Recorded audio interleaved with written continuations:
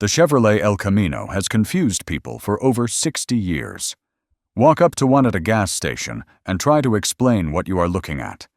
It has a car's front end and a truck's back end. The Department of Motor Vehicles in many states calls it a truck. Insurance companies often label it a coupe. Fans simply call it an icon. This strange vehicle hides 20 fascinating secrets that most people have never heard. These secrets involve Australian pig farmers, hidden compartments built by accident, lawsuits over dragon stickers, and engines that self-destructed. This is the full story of America's most misunderstood machine. The first secret takes us far from Detroit.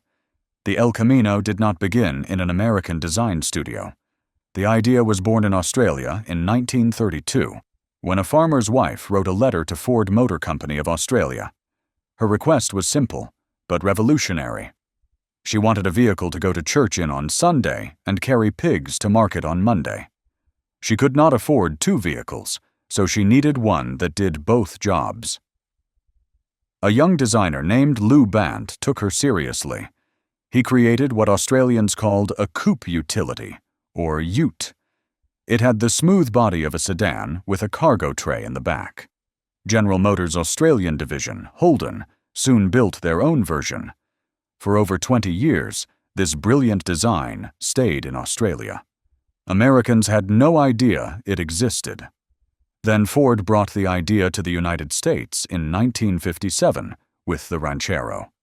Chevrolet could not let Ford have this market alone. They studied the Australian success and released their answer in 1959. The El Camino was born, but its DNA was Australian from the start. The second secret is hidden underneath the sheet metal. Most people assume the El Camino is built like a pickup truck. They are wrong. The El Camino is actually a station wagon in disguise. General Motors did not want to spend millions designing a new frame for a risky vehicle. Instead, they looked at what already existed. The Brookwood station wagon, and later the Chevelle wagon, had long frames and heavy-duty suspensions designed to carry families and luggage. Engineers took these wagons and made a simple modification. They cut off the roof over the rear seats. They removed the back windows and welded a flat steel bed where passengers used to sit. This is why the El Camino rides so smoothly compared to a traditional truck. It does not bounce and shake because its bones are built for comfort, not construction sites. This decision to use a wagon frame created strange consequences. It led to hidden spaces, unusual tire placements, and water leak problems that plagued owners for decades. The El Camino is an architectural illusion. It is a car wearing a truck costume. The third secret is the most famous among owners. It is called the smuggler's box. The origin of this hidden compartment was completely accidental. Because the El Camino was built on a station wagon frame, the floor was not flat. Station wagons have footwells that dip down so rear passengers can rest their feet. When Chevrolet engineers turned the wagon into a truck, they laid a flat sheet of metal over the back to create the truck bed. However, they did not flatten the frame underneath. This left a large, empty air pocket between the new flatbed and the old, dipped floor. The ghost footwell became a sealed cavern directly underneath the front of the truck bed, behind the driver's seat. In the 1960s models, this space was welded shut. You could not access it unless you cut a hole in the bed with a saw. Adventurous owners quickly realized they had a huge waterproof trunk hidden from sight. It was perfect for storing tools, spare parts, or items you did not want anyone to find.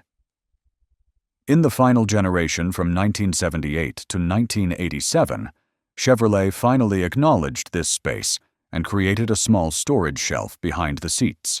However, the massive basement underneath remained a quirky secret of the car's geometry. The fourth secret involves marketing deception. When the El Camino first arrived in 1959, Chevrolet faced a problem. Who was supposed to buy it? Real farmers wanted big, tough trucks. City people wanted sedans. The El Camino was stuck in the middle with no clear customer. Chevrolet solved this with clever advertising aimed at a specific character they called the gentleman farmer. Look at old brochures from 1959 and 1960. You will not see men in dirty overalls. You will not see beds filled with manure or heavy rocks. Instead, you see men in sharp suits and fedora hats. The beds are filled with golf clubs, antique furniture, or light boxes of flowers. Chevrolet was telling America that this was not a work truck. It was a personal coupe utility for the man who was too classy for a pickup, but still had hobbies requiring cargo space. This marketing strategy was crucial. It separated the El Camino from the C10 pickup truck sitting on the same dealer lot. It said you can drive this to the office without looking like a laborer. This idea of the gentleman's pickup allowed the El Camino to survive in the suburbs, a place where trucks were rarely seen in the 1960s. The fifth secret is the holy grail for collectors. The year 1970 was the peak of the muscle car wars. Every manufacturer tried to build the fastest, most powerful car possible. The Chevrolet Chevelle SS with the LS6 engine became famous as one of the quickest cars of that era. But many people do not know you could get that same race car engine in an El Camino. The 1970 El Camino SS 454 LS6 is incredibly rare. Chevrolet made over 4,000 LS6 engines that year, but almost all went into Chevelle passenger cars. Experts estimate only about 500 El Caminos ever received this engine. Why does this matter? The LS6 was a monster. The factory claimed it had 450 horsepower, but that was a lie to keep insurance companies happy. In reality, it produced closer to 500 horsepower. Installing this engine in an El Camino created a vehicle that was lighter than the Chevelle, making it potentially faster. However, it had a serious problem. Pickup trucks are light in the back because there is no heavy trunk or rear seats. When a driver stomped on the gas pedal of an LS6 El Camino, the rear tires would often just spin and smoke because there was not enough weight pushing them onto the road. But if a driver put some sandbags in the back to get traction, this truck could beat almost any sports car on the street. The sixth secret sits on the hood. High-performance El Camino SS models featured a strange bump with a little door on the back. This is called the cowl induction hood. Many cars have fake scoops that do nothing, but the El Camino's scoop had a genuine mechanical function. The door was not just a hole. It was a vacuum-operated valve. When the car idled or drove slowly, the door stayed closed. But when the driver pressed the gas pedal all the way down, the engine vacuum dropped. This triggered a spring inside the mechanism to snap the door open. Why did it open? At high speeds, air hits the windshield and creates a high-pressure zone at the base of the glass, which is called the cowl. By opening the door, the engine could gulp down this cold, dense air. Cold air helps engines make more power because it contains more oxygen. The El Camino had a hood that would breathe when it was running hard. Watching the little flapper door snap open when the light turned green became one of the coolest sights for muscle car fans. The seventh secret solved a major design problem. Because the El Camino was built on a car frame, it had soft springs for a comfortable ride. But a truck needs to carry heavy loads. If you put 500 pounds of wood in the back of a station wagon, the rear end will sag until the bumper almost scrapes the ground. This was a major design failure for a vehicle marketed as a truck. Chevrolet's solution was air shocks. In the later generations, almost every El Camino came from the factory, with special shock absorbers in the rear that could be filled with air, just like a tire. There was a small air valve, usually hidden near the gas cap or on the rear bumper. If an owner wanted to haul a heavy load, they would stop at a gas station air pump and fill the rear shocks with air. This would raise the back of the truck up and make the suspension very stiff so it could handle the weight. When the work was done, they would let the air out to return to a soft, smooth ride. This is why many old El Caminos look like they are tilted forward with their tails in the air. The owners pumped up the shocks and forgot to let the air out. The eighth secret is hidden in the transmission. Most trucks come with slow, heavy-duty transmissions. But the El Camino SS was different. It could be ordered with a transmission known as the M22 Muncie 4-speed manual. The secret nickname for this transmission was the Rock Crusher. It got this name because of the noise it made. The gears inside were cut at a straighter angle than normal gears. This made them incredibly strong, so they would not break under the massive power of the 454 engine. However, straight-cut gears are loud.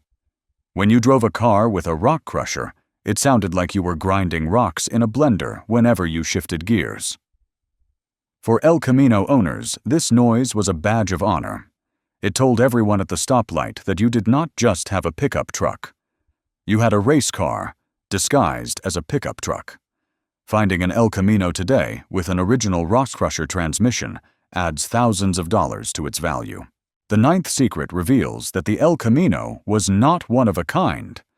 For a long time, it had a twin brother that almost nobody remembers.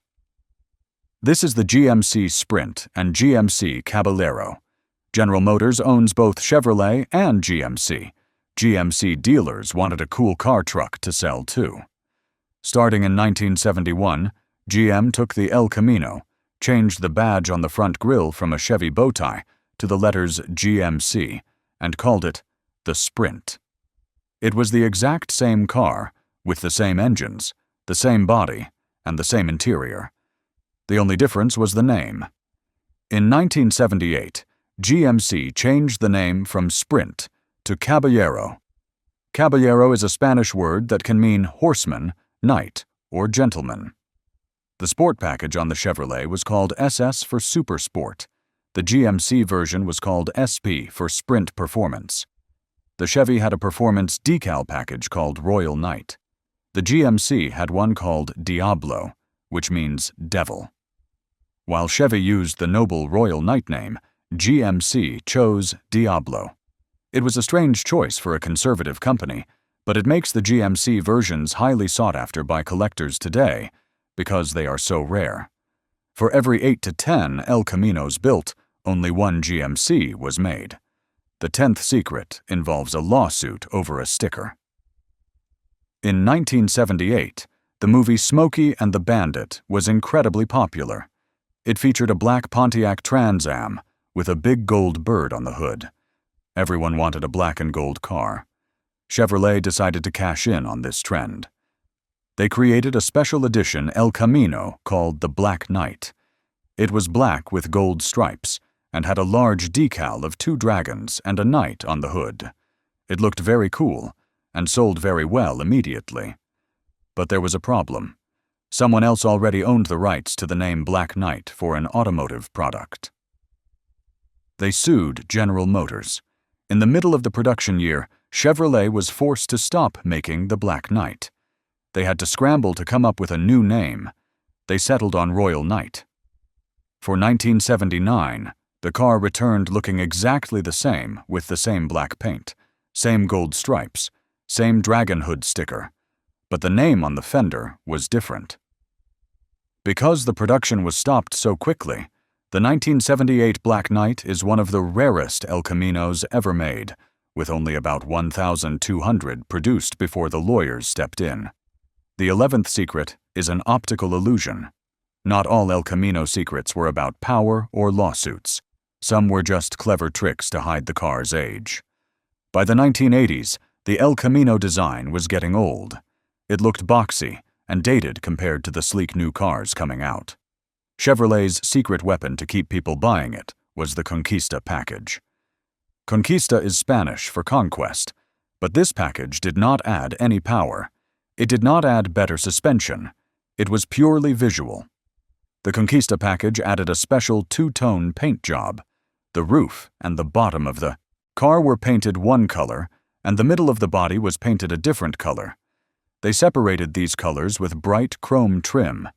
This broke up the large, flat sides of the car and made it look lower, longer, and fancier than it really was. It was a paint and tape job designed to distract buyers from the fact that they were buying a 10-year-old design. And it worked. The Conquista became one of the most popular versions of the car. The 12th secret frustrated every owner. If you buy an old El Camino, good luck finding the spare tire. GM could never decide where to put it. In a normal car, the spare is in the trunk. In a truck, it is under the bed. But the El Camino had no trunk, and the smuggler's box area under the bed was sealed off in the early years. So in the 1960s and 70s, GM put the spare tire inside the cabin, right behind the passenger seat. This was terrible for passengers. The seat could not recline, and you lost the only storage space inside the cab. It made a small interior feel even smaller. In later years from 1978 to 1987, GM finally figured out how to hang the tire under the back of the truck like a real pickup, or tuck it onto a shelf. But depending on the specific year and trim, the tire might be inside, outside, or hidden under a panel. It was a constant game of hide the tire that showed just how difficult it was to design a car-truck hybrid. The 13th secret is a disaster. In the late 1970s, gas prices skyrocketed. The government told car companies they had to get better fuel mileage. Chevrolet panicked. They needed a way to make the heavy El Camino use less gas. Their solution was a diesel engine. In 1982, they introduced a 5.7-liter diesel V8 option. On paper, it sounded great. Diesels get good mileage and have lots of torque for towing. But in reality, it was a disaster. The engine was built by Oldsmobile. The engineers tried to save money by using the same basic block design as a gasoline engine. But diesel engines create massive pressure inside the cylinders, much higher than gas engines. This pressure, with a compression ratio of 22.5 to 1, was too strong for the head bolts that held the engine together. The result was catastrophic. The bolts would stretch or snap. The head gaskets would blow, causing the engine to fail completely. To make matters worse, GM did not put a water separator in the fuel system. Diesel fuel often has a little water in it, which rusts the engine from the inside. These engines failed so often that they almost ruined the reputation of diesel cars in America for a generation. Finding a diesel El Camino today is almost impossible because most owners ripped those terrible engines out and replaced them with gas engines decades ago. If you are enjoying these hidden facts about the El Camino, please subscribe to our channel. We have many more automotive documentaries coming that dig deep into the secret histories of classic cars and trucks. Your subscription helps us keep researching and producing these detailed stories. The 14th secret is a rotting problem. The El Camino was built on a station wagon frame, which led to a major defect. The car is prone to rotting from the inside out. In the final generation from 1978 to 1987, the drainage system for rainwater was poorly designed. At the bottom of the windshield, there is a cowl area where air goes into the heater. Rainwater is supposed to drain out of the sides, but the drain holes were too small. If an owner parked under a tree, leaves and pine needles would fall into the cowl and clog the holes. When it rained, the water would fill up the cowl like a bathtub. Once it got high enough, it would spill over into the interior air vents and leak directly onto the passenger side floor. Because of the smuggler's box design, this water would then run backward and pool in the hidden hollow spaces under the seats. It would sit there for years, rusting the floorboards completely through. Many El Caminos look perfect on the outside, but have giant rust holes in the floor hidden under the carpet, all because of a few dead leaves. The 15th secret saved the car. Everyone talks about the V8 engines in the El Camino, but the secret savior of the car in the 1980s was the V6 engine. In the late 70s, the base engine was a tiny V6 that only made about 95 horsepower. It was dangerously slow. You could barely merge onto the highway, but Chevrolet kept improving it. The big turning point came in 1985 with the introduction of the 4.3-liter Vortec V6. The 4.3 Vortec was a brilliant piece of engineering. It was essentially a standard Chevy 350 V8 with 2 cylinders chopped off. It used the same pistons and many of the same parts. It produced around 145 horsepower, which was almost as much as the choke-down V8s of that time. But it got much better gas mileage. This engine was tough, reliable, and powerful enough to do real work. It kept the El Camino selling during a time when gas was expensive and V8s were dying out. The 16th secret is a fake muscle car. By 1983, Chevrolet stopped making the SS Super Sport El Camino in their own factories. They did not think it was worth the effort anymore, but the dealers kept asking for a sporty model to sell. So Chevrolet made a secret deal. They hired a van conversion company in Tennessee called Choo Customs to build the SS for them. Here is how it worked. A dealer would order a plain El Camino. Chevy would ship it to Tennessee. The people at Choo Customs would take off the front bumper and put on a cool aerodynamic nose cone that looked like the Monte Carlo SS race car. They added side skirts, special stickers, and a little train logo on the dashboard. The secret is that these cars were fake performance cars. Under the hood, they had the exact same weak engines as the normal El Camino. They looked fast, but they were slow. Despite this, the Choo SS is now highly collectible because it was the only way to get that cool racing look in the 1980s.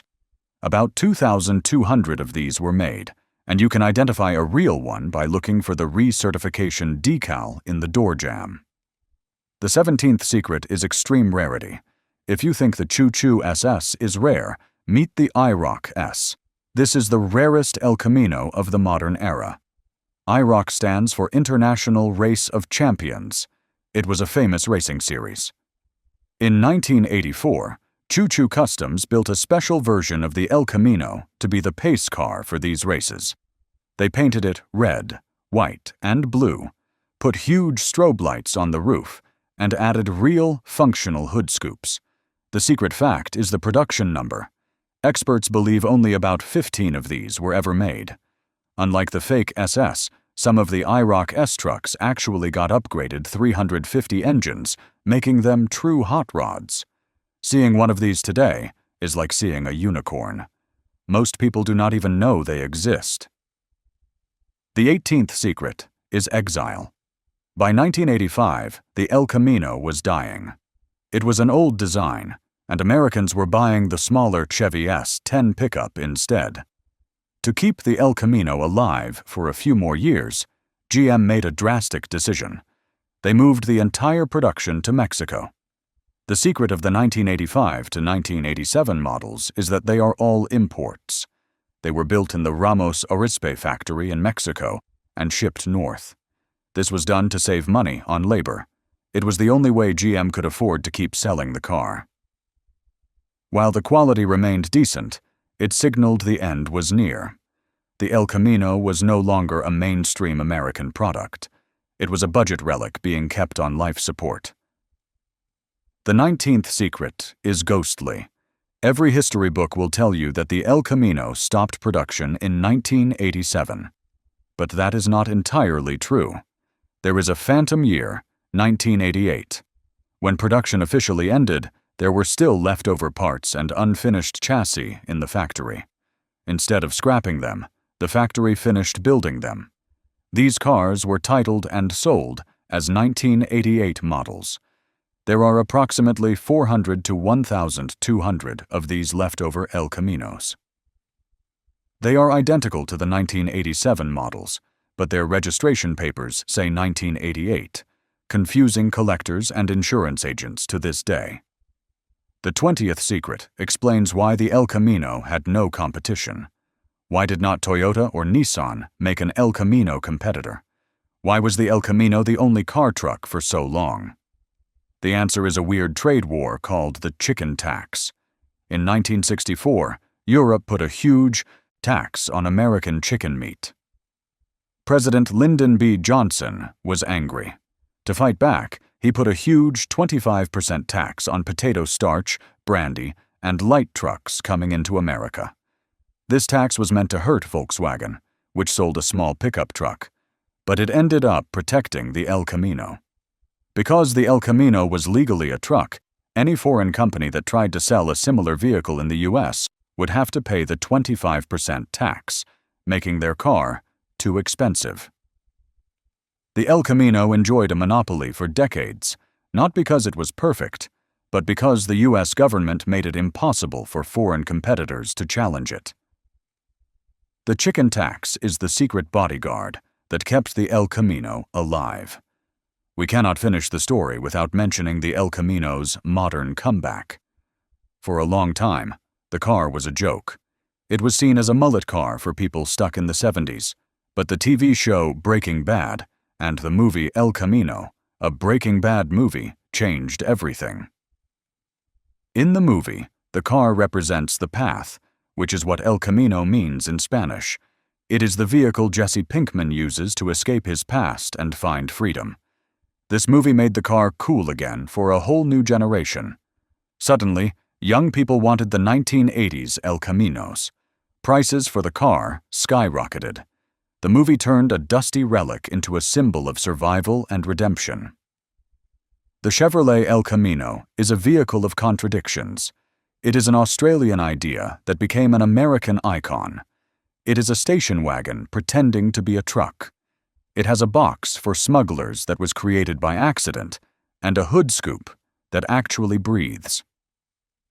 From the high horsepower glory of the LS6 to the mechanical tragedy of the diesel engine, the El Camino's history is full of secrets. It survived lawsuits, trade wars over chicken, and terrible rust issues. If you loved learning about these secrets, please subscribe to our channel. We constantly produce deep automotive documentaries that reveal the hidden stories behind the machines we love. The El Camino remains one of the most interesting vehicles ever made because it refused to be just one thing. It was whatever the owner needed it to be: a muscle car, a work truck, or a path to freedom.